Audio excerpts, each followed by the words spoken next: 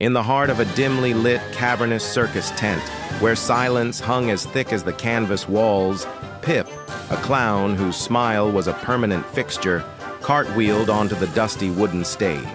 The only sound was the soft thud of his oversized shoes against the boards. A moment later, Zippo, his counterpart in sorrow, shuffled out from behind the heavy velvet curtain, his movements hesitant, his shoulders slumped under the weight of an unseen burden. The few scattered figures in the audience barely stirred. Pip, ever the optimist, bounced over to his friend and gave him a reassuring pat on the back. His whisper, though unheard by the audience, seemed to carry a spark of encouragement, a silent promise of the magic to come. The performance began not with a bang, but with a gentle, wondrous glow. Pip, with a theatrical flourish, pulled a single luminous flower from the cavernous sleeve of his colorful jacket. The blossom pulsed with a soft, warm light, a beacon in the twilight of the tent. He offered it to Zippo, whose gloved fingers trembled as he took it. The moment their hands touched, the single flower miraculously multiplied, blossoming into a full, radiant bouquet that cast long, dancing shadows. Next, from a simple sheet of paper, they folded a delicate bird.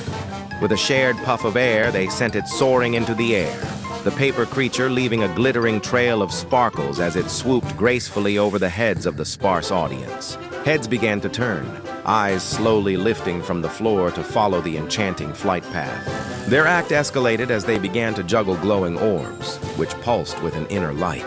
The orbs danced between them, a blur of color and motion, before merging in midair, coalescing into a breathtaking miniature solar system that hovered between them, bathing the drab tent in a vibrant, otherworldly light. With the miniature cosmos spinning gently above them, Pip and Zippo reached out and held hands. As their fingers intertwined, a profound and silent energy surged through the tent. The very fabric of the roof seemed to dissolve, melting away to reveal a swirling, infinite cosmos, a breathtaking tapestry of galaxies and stardust. The audience gasped as a magnificent carousel, crafted not from wood and paint, but from shimmering constellations, began its slow, majestic descent from the heavens, its celestial animals glowing with the light of 1,000 distant suns. It settled softly onto the center of the stage, a beacon of impossible beauty. In that same instant, a wave of pure wonder washed over the few spectators, and they were transformed.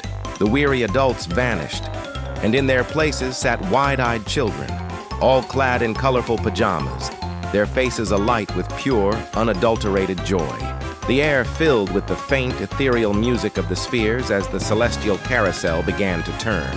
Pip and Zippo, their contrasting expressions now united in shared delight, climbed aboard alongside the children.